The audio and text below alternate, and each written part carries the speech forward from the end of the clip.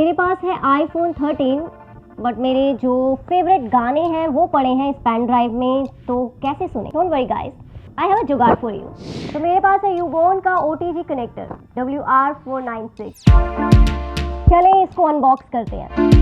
तो ये देखें इसकी beautiful cute packing, just like me.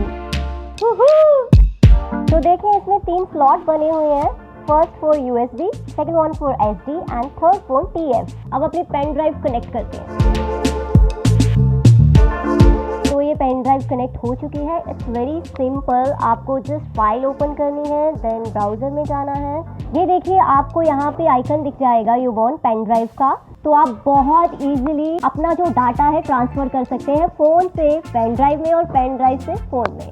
चले हम सुनते हैं अपने बेस्ट सॉन्ग। मैं सुनती हूँ, आई मीन